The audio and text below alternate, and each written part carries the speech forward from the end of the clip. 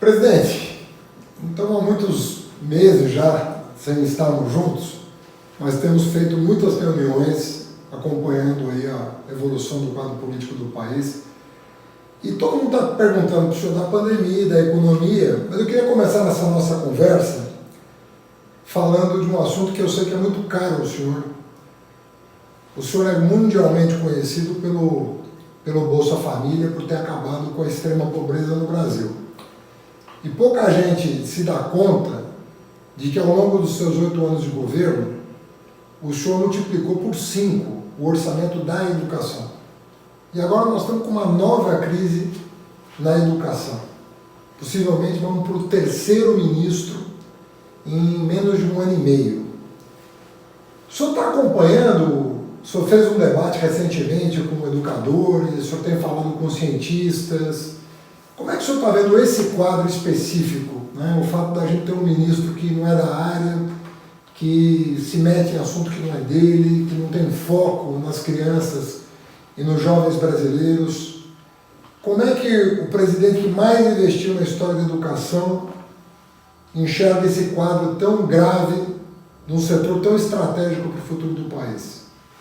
O Haddad, nós estamos aqui a 2 metros de distância. Se não fosse o coronavírus, eu já estava pegando na mão do Haddad. É assim que eu sei conversar.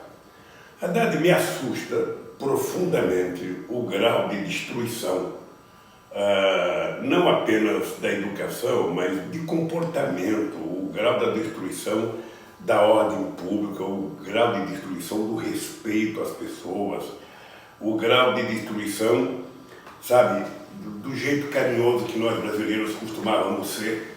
Eu lembro que, num estudo da ONU, pouco antes de deixar o governo, a gente tinha, sabe, nós éramos o povo mais otimista do mundo, sabe, e éramos o povo mais feliz do mundo, sabe, era gostoso ser feliz, era gostoso levantar de manhã e falar bom dia vizinho, bom dia, não sei das quantas, era gostoso cumprimentar as pessoas nas ruas. Hoje, isso acabou e tem uma razão de ser que eu vou entrar depois na nossa conversa. Na educação, o que me assusta é que você tem um cidadão que é muito grosseiro do ponto de vista do comportamento pessoal, da relação dele com os outros. Ele é grosseiro na televisão, ele é grosseiro no rádio, ele é grosseiro nas lives, ele é grosseiro em tudo.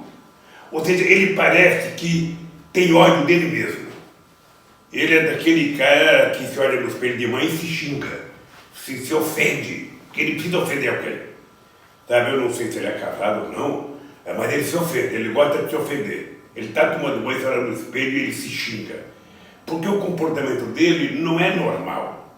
A quantidade, sabe, de palavrões que ele fala, que ele sente vontade de falar. Eu depois vi algumas palestras dele em vídeo pela internet.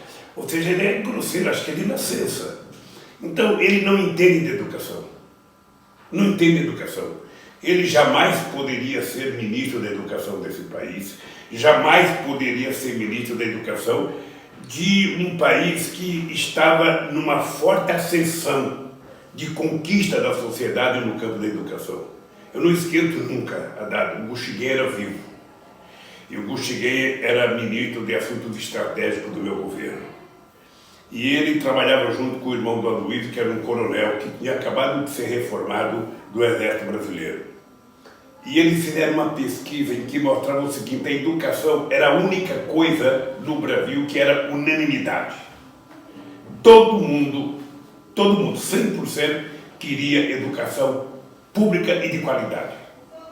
Mas ao mesmo tempo, quase todo mundo acreditava que não era possível o governo fazer isso. Aquilo me deu a ideia de que se um governo tivesse que investir muito, ele deveria investir na educação, partindo do pressuposto de que não existe historicamente nenhum país que evoluiu se não tivesse antes investido na qualidade educacional do seu povo, na qualidade do conhecimento científico do seu povo, na qualidade do conhecimento tecnológico do seu povo. Foi assim no mundo inteiro. E depois você sabendo que o Brasil era um país que até a proclamação da República, o nosso povo era proibido de ler, porque não podia vir livro de lugar nenhum ninguém podia ler a história da independência americana, ninguém podia ler a história da Revolução Francesa, porque era proibido pelo Império. Era proibido ler um país que tinha, de cada 10 pessoas, 9 analfabetos. Onde que esse país ia? Bom, eu lembro que quando nós começamos a dar, nós primeiro tomamos a decisão de que não era possível que a gente tratasse a educação como gasto. Não era possível, era preciso tratar a educação como investimento. Então, eu fico vendo agora, a primeira coisa que eles fazem é cortar dinheiro e não investir. Depois é tentar mexer com as universidades, que gasta muito no ensino à política, sabe? É preciso diminuir os investimentos, é preciso diminuir os investimentos nas escolas técnicas, é preciso acabar com esse negócio, sabe, da política nas universidades.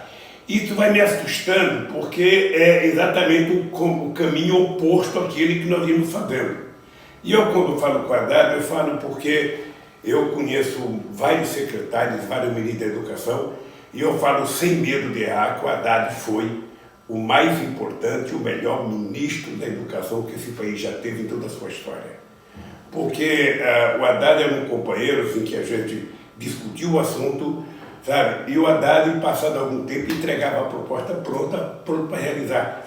Se nós tivéssemos continuado no governo, Haddad, ou o modelo nosso tivesse continuado, possivelmente a gente já tivesse agora o dobro de alunos na universidade do que nós temos. Nós pegamos com 4, chegamos a 8, e se nós tivéssemos continuado, certamente já teríamos 12 ou mais milhões de alunos na universidade, porque nós passamos a gastar, sabe, uma coisa no investimento, ou seja, a gente não gastava pensando no orçamento, a gente gastava pensando no futuro do país. Ou seja, eu invisto numa indústria, eu invisto numa agricultura, eu invisto numa ponte, numa estrada, e o quanto é que eu invisto no ser humano? Investir no ser humano significa investir em muitas coisas, mas a primeira é a educação. E foi por isso que nós criamos o FIES, que eu lembro da discussão, sabe, como o governo ficava incomodado, que o pessoal da área econômica normalmente não gosta. O pessoal da área econômica, se dependesse dele, sentava em cima do dinheiro, porque o que eles querem mostrar é que não gastaram no final do ano. E o que a gente quer mostrar é o que a gente fez no final do ano. E eu lembro dos programas que nós fizemos, Haddad, eu sinto saudade, quando pensei em votar, ser candidato em 2018, eu tinha na cabeça de fazer uma outra revolução na educação. Era fazer mais do que nós fizemos, fazer mais na universidade, investir mais em ciência e tecnologia. A coisa que eu lembro, Haddad, foi você, o Sérgio Rezende e eu, sabe, participar numa reunião no final do nosso mandato, com todos os cientistas brasileiros, e nós fomos aplaudidos de pé, porque nós conseguimos realizar, na questão da ciência e tecnologia, uma coisa fantástica. Nós fizemos um pacto para a educação, colocamos 41 bilhões, quase tudo para a ciência e tecnologia, e nós conseguimos gastar todo o dinheiro, investir todo o dinheiro, porque não foi o ministro só que cuidou do dinheiro, foi a comunidade científica ajudou a gente a fazer os investimentos. Foi uma coisa fantástica, o Brasil ganhou muitas posições, sabe, em artigos científicos. Então quando eu vejo essa gente, eu tenho dó, porque me parece que nós fizemos a opção pelo mal, fizemos a opção pela coisa grosseira, fizemos a opção pelo ódio, fizemos a opção pela desesperança. Então, eu te confesso que eu fico muito sentido. Essa última que eles fizeram agora, de por decreto tentar eleger reitor, eu sinto saudade. O Haddad e eu fazíamos todo ano, sem nenhum problema, reuniões com todos os reitores das universidades brasileiras, dos IFET e das universidades federais. Nunca tivemos um único problema, a não ser uma pauta de reivindicação, que a gente atendia aquele que era possível, aquele que não era possível a gente via que não podia atender, e nunca tivemos um nunca triste. Então isso, Haddad, me dá saudades, isso me dá, quando eu vejo o comportamento dessa gente, me dá um pouco de ódio, porque a ideia básica é o seguinte: o Bolsonaro não gosta de educação, não gosta de jovens, não gosta de escola, o ministro da educação é um grosseiro que também não gosta, sabe? Parece que ele tem ódio, sabe, Eu fico pensando, quando estava aqui, quando chegou Dom João VI, aqui em 1808, sabe, que começou a proibir entrar livro português aqui, é esse cidadão. Esse cidadão é tão atrasado quanto o rei era em 1808. Ele não quer que as crianças aprendam. Ele não quer que se discuta os assuntos brasileiros. Ele quer mudar, inclusive, a história do Brasil agora. Ou seja, não houve ditadura militar no Brasil. Sabe? Não há racismo. Não há racismo. Vai dizer que não houve escravidão, vai dizer que não há homofobia, vai dizer que não tem perseguição a índio, que não tem desmatamento. Sinceramente, Haddad, isso me dá... Não me dá ódio, não, me dá um pouco de nojo de ver como é que uma pessoa é tão rancorosa com a alegria, com o prazer, com a esperança, com o progresso. É por isso que eu fico muito nervoso. Deixa eu fazer uma pergunta para o senhor, presidente. O seu governo foi recordista em ampliar a vaga de creche para a escola. Foi recordista em aumentar a qualidade do ensino fundamental medido pelo IDEB. Toda escola tem um IDEB. No PISA, durante o seu governo, o Brasil foi o terceiro país que mais avançou no PISA, que é aquele exame internacional. O senhor foi recordista em abrir vaga em universidade e na pós-graduação saímos de 19º lugar para 13º lugar em produção de conhecimento novo. Sinceramente, o senhor acha que um governo no futuro tem condições de superar suas marcas? Sinceramente. Eu peço a Deus que tenha. O dia...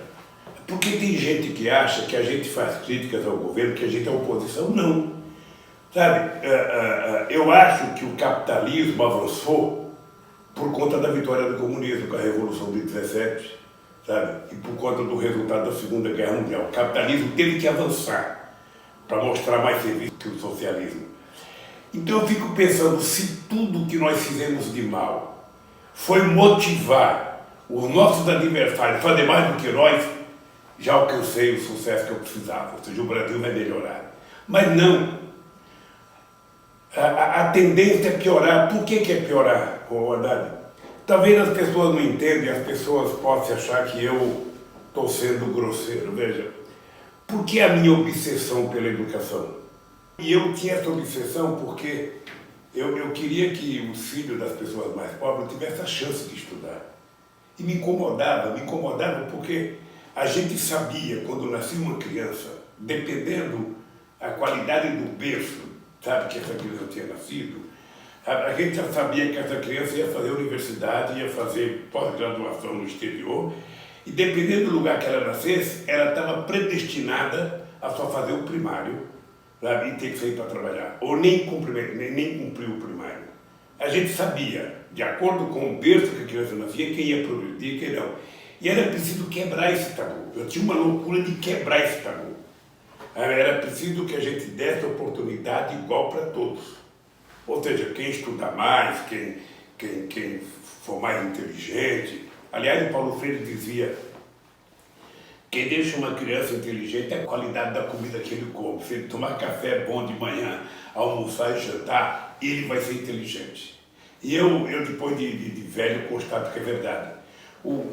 O papel do Estado não é dar privilégio para ninguém, o papel do Estado é o de dar oportunidade para todos. E foi o que nós fizemos. Eu sinceramente, não acredito, sabe, que um cara da elite tenha, com a educação, a disposição que nós temos. E eu falo, Haddad, eu falo sem medo de errar, não vai aparecer um outro ministro de educação com a disposição de cumprir tarefa como você tinha. Porque o interessante é que você montou uma equipe perfeita, uma equipe de companheiros dedicados, sabe, cada um na sua área, fazendo o máximo que podia, e não tinha sacrifício, tudo era feito com prazer, Eu lembro até que a Dilma tinha um pouco de ciúme de você quando ela era chefe da Casa Civil, porque você, o Guido Mantega e o Sérgio Rezende ia conversar comigo e não passava por ela. Eu sei que ela ficava meia puta, ela falava, porra, eles estão passando sem conversar com a Casa Civil. E eu falava, mas pessoas podem passar para conversar comigo, não precisa passar obrigatoriamente na Casa Civil. Mas eu sei que ela ficava zangada, porque a Dilma foi outra pessoa na minha vida muito importante. Eu, quando conto para as pessoas da tranquilidade que a Dilma me deu quando ela assumiu a Casa Civil, sabe aquele negócio assim, você dormir tranquilo, sabendo que tinha alguém pensando só, sabe, em criar condições para trabalhar, foi muito importante. Então, Haddad, eu fico assim, quer dizer, eu não acredito, a não ser que venha um outro cara que, sabe, muito enraizado com o povo, sabe, muito ligado ao povo, com muito compromisso com os de baixo, para tentar fazer da educação o que nós fizemos. Porque tem muita restrição. Falando na Dilma, presidente, eu me lembro da crise de 2008 muito bem.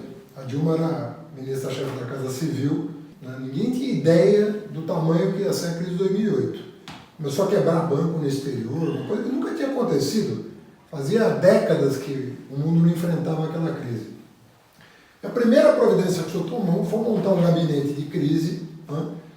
E cada ministro saiu das reuniões desse gabinete com uma incumbência. Não importa a área. Eu, na educação, por exemplo, eu tinha que encontrar um jeito de gerar emprego. Ou comprando ônibus escolar, ou comprando computador para a escola, ou colocando um terceiro turno nos canteiros de obra, de creche, de universidade, de instituto federal. Então, eu estou falando da minha área que eu lembro bem. Mas o governo inteiro se mobilizou. E a Dilma teve um papel central no enfrentamento da crise de 2008, o Guido também. O senhor vê chance do Brasil retomar os áureos tempos de geração de emprego? Não vejo. Não vejo, e eu digo com muita sinceridade. Eu tive a sorte de ter um ministério de gente da mais alta qualidade. E eu vou citar a Dilma porque você tocou no nome dela. Ou seja, a Dilma tinha um conjunto de pessoas que trabalhavam, sabe, com a Dilma, que era ela, era a Tereza Campelo, era a Graça Forte, que depois foi presidente da Petrobras, e era a Miriam Belchior. Para citar 4 mulheres, sabe, que essas mulheres faziam chover no deserto do Saara. Sabe, eu pedi uma coisa na sexta-feira, na segunda-feira estava pronto, era eu pedir uma coisa na segunda, na terça estava pronto.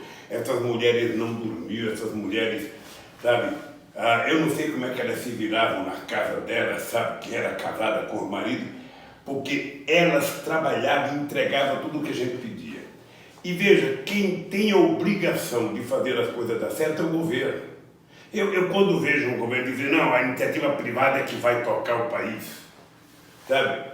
O mercado é que vai resolver. O Paulo Renato, nosso amigo, que você deve ter sido amigo do Paulo Renato, foi ministro da Educação do Fernando Henrique Cardoso, foi reitor da Unicamp. Sim. Sabe? O Paulo Renato era uma boa pessoa. Muito boa. Mas a visão do Paulo Renato sobre educação era de que o mercado iria resolver o problema da educação. Tanto é que São Paulo tinha quase que 82% dos alunos universitários em escola particular. Ou seja, eles achavam, não é que ele não sabia, ele era um homem culto, inteligente, mas ele achava que o mercado é que dava conta da universidade, talvez tentando copiar um modelo americano.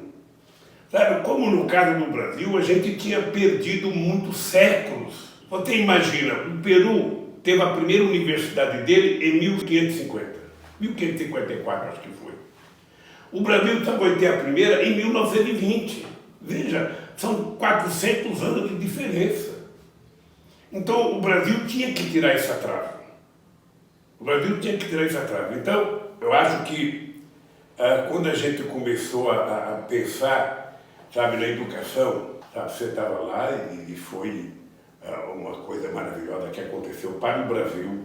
Você está no lugar certo, na hora certa, para assumir a pasta certa. Sabe? E por isso que deu certo. Então, quando veio a crise, é muito engraçado, porque você sabe que tem uma divergência. Eu, de vez em quando, via meu companheiro Eduardo Campos dizer o seguinte, o Lula cuidou bem da economia, mas o Lula só cuidou do consumo, sabe, do consumo. O Lula não pensou na industrialização. Sabe? Ainda tem gente que fala isso, né?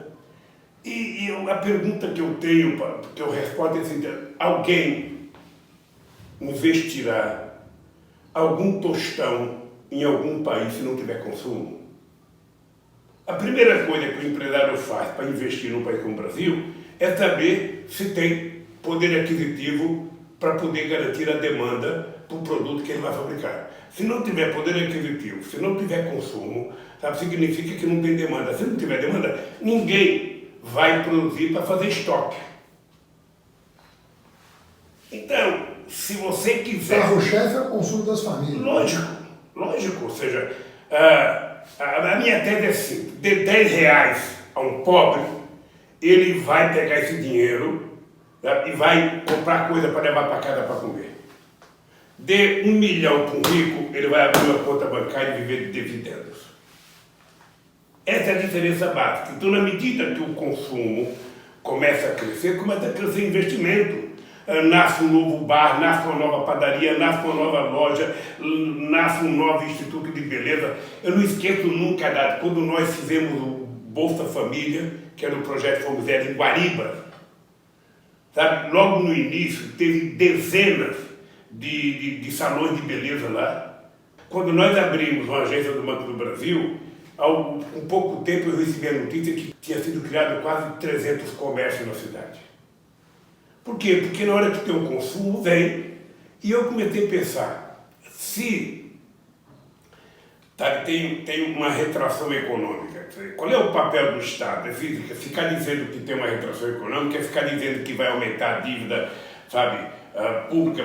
Não, é fazer a economia crescer. Então o Estado tem o poder de utilizar o dinheiro do Tesouro para construir ativos que irão se transformar em coisas rentáveis no Brasil, em patrimônios rentáveis do Brasil. Não é uma coisa inútil. E o melhor ativo é o dinheiro na mão do povo. Por isso é que eu cunhei aquela frase de que, sabe, o pobre não é problema, o pobre é a solução. Ou seja, nós fizemos a economia crescer, o povo começou a consumir. Eu lembro quando nós fizemos o puxadinho da Caixa Econômica, o pessoal da área econômica era contra, e foi um sucesso extraordinário. Né? Eu lembro que a economia começou a crescer porque o povo começou a ganhar mais. Começamos a dar aumento do salário mínimo, começamos a garantir ao pequeno produtor rural. Esse conjunto de pequenas políticas, eu estava num debate com a Dilma, com o Meirelles e com o Guido na Alemanha, em Frankfurt, sobre a questão do Brasil. E os três falaram antes de mim, e todo mundo só falava da macroeconomia. E eu falei, o que eu acho engraçado é que meus ministros vêm aqui, sabe, e não falam da única coisa que deu certo, que foi a microeconomia que fez a macroeconomia crescer. Ou seja, foi a quantidade de gente que teve acesso a dinheiro. E é por isso que a economia começou a dar certo. Ou seja, nós começamos a fazer com que o dinheiro circulasse, começamos a criar o crédito consignado, começamos a criar programas de ajuda ao empreendedorismo individual, ao pequeno produtor rural, ou seja, nós, na verdade, nós demos um crédito ao povo brasileiro. E esse crédito, eu lembro quando nós fomos discutir o FIES, eu lembro de uma discussão de que, mas o governo não pode, nós não temos condições de financiar, não tem dinheiro. E nós falamos, o Estado financia, pô. Sim. O governo financia. Se o governo pode financiar o Gerdau a fazer uma fábrica nova, por que o governo não pode financiar um novo engenheiro, um novo médico, um novo, sabe, advogado? Por que não pode? E foi assim. Sim, presidente. Foi assim que o Brasil deu certo. É quando nós passamos a confiar no povo brasileiro, quando nós passamos a acreditar, sabe, que se o dinheiro circulasse entre a sociedade, a gente daria um salto de qualidade. Eu lembro, vou te contar mais uma história que é a indústria automobilística. Cada crise que vinha, a indústria automobilística vinha lá se queixar. E numa reunião eu falei o seguinte, vocês estão se queixando que não estão vendendo carro. Né? Agora é o seguinte, vocês querem que o governo reduza imposto? Quando é que vocês vão reduzir o preço de vocês? E quando é que vocês vão aumentar, sabe, o tempo de pagamento? Se o povo não está conseguindo comprar 24, passa para 40, passa para 50 meses. Reduz a taxa de juros no banco de vocês. Por que vocês não contribuem? Bom, o que aconteceu é que nós vendíamos 1.700.000 carros, passamos a vender 3.800.000 carros por ano, e quando eu deixei a presidência, a estimativa dele era chegar a 6 milhões. Mas a primeira coisa, Haddad, é você acreditar no povo, você tem que acreditar. Eu, por exemplo, nessa crise do coronavírus, não é fácil você garantir que 80 milhões fiquem em casa recebendo dinheiro, não é fácil. Mas se você planejar corretamente, é possível. E no caso do Brasil, eu te confesso, eu vi esses dias a dívida americana está saltando de 109% para 139% do PIB. Né? Se tivesse feito antes, não teria morrido tanta gente como morreu. Aqui no Brasil, eu te confesso que eu teria rodado dinheiro novo, eu teria criado um fundo coronavírus. Para garantir que o povo ficasse em isolamento, eu teria que garantir que esse povo pudesse comer. Sabe, se o povo tiver dinheiro para comer, para almoçar, tomar café e jantar, e dos seus filhos poderem continuar estudando, esse povo não precisava ir trabalhar. Ele poderia ficar, sabe, só exercendo as atividades essenciais e cumprir o isolamento, que é tão necessário. Então o governo tem que acreditar, e não pode ser o ministro da Economia que fala. Sabe, é a política que manda. Acontece que as decisões muitas vezes são eminentemente políticas e precisa de gente com expertise de conversar com a sociedade e convencer a sociedade das coisas boas. Então, Haddad, eu sinceramente acho que nós estamos na encalacrada que nós estamos hoje porque o governo não sabe gerenciar. Ele colocou para cuidar do meio ambiente, quem não gosta do meio ambiente, para cuidar de índio, quem não gosta de índio, para cuidar de direitos humanos, quem não gosta de direitos humanos, para cuidar de educação, quem não gosta de educação, sabe? Você não ouve desse governo uma palavra, sabe? Desenvolvimento, geração de emprego. O Guedes só sabe falar em privatização. Vendeu o Banco do Brasil. Ele quer o Banco do Brasil, ele quer acabar com o pré-sal, porque ele quer se desfazer, sabe, da questão da Petrobras. Ele precisa se desfazer e é a Petrobras que ele quer se desfazer. Ou seja, na medida que você não tenha nada para tomar conta, o que você vai governar nesse país? Para que governo? Contrata um gerente de banco para governar esse país? Ou seja, cadê os políticos? Cadê as pessoas que pensam? Cadê as pessoas que têm sensibilidade? Cadê as pessoas que estão preocupadas em cuidar do povo? Governar significa cuidar do povo. Presidente, deixa eu fazer uma pergunta para o senhor. Nós montamos cadastros muito robustos para fazer programas como Bolsa Família, por exemplo, que atendeu 12 milhões de famílias, 13 milhões de famílias. Isso tudo foi feito um por um. Você montar um cadastro desse, uma base de dados desse, se não fosse isso, nós não teríamos sequer condição de aprovar o auxílio emergencial, que o governo ofereceu R$200 por família. Se não fosse a oposição, que pediu um salário mínimo, nós não teríamos chegado aos R$600, que é o que está salvando parte da economia. Se dependesse do governo, as famílias estariam consumindo 1/3 do que estão consumindo hoje. Eu queria fazer uma pergunta de ordem técnica para o senhor responder politicamente. Do meu ponto de vista, um isolamento bem feito, que não fosse sabotado pelo próprio presidente da República, teria sido muito mais curto e muito mais eficaz do que um isolamento mal feito e sabotado por já 3 meses, que acabou prejudicando tanto a saúde pública, nós já somos o 2º país em mais mortes no mundo, e prejudicando a economia com o risco de daqui a 30 dias nós temos que voltar para o isolamento em regiões inteiras da cidade. O senhor não acha que faltou decisão política nesse caso? Faltou liderança, autoridade para chegar e chamar o país à responsabilidade e tomar uma decisão que podia parecer antipática num primeiro momento, mas que teria sido muito melhor do ponto de vista de eficiência, tanto econômica quanto sanitária?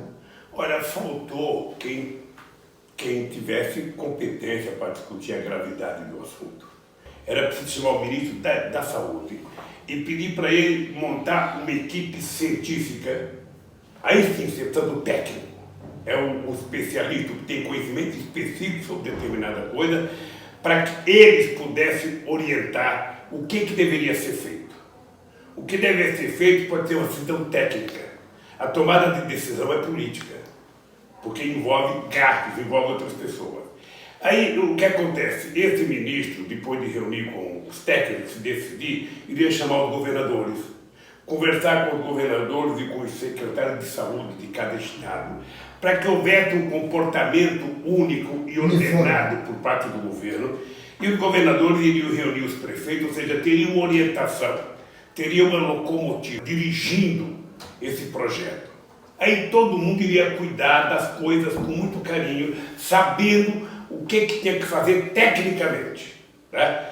Aí você poderia canalizar o dinheiro, sabe, via governadores, via secretário da saúde. Ou seja, o que acontece é que esse governo não confia em ninguém. E o que acontece é que quando os governadores quiseram cuidar por conta própria dos seus doentes, o governo transformou os governadores em inimigos. E passou o governo a torcer para que os governadores fracassassem, a provocar, a fazer provocação, a incitar manifestações, a incitar, sabe, desobediência civil.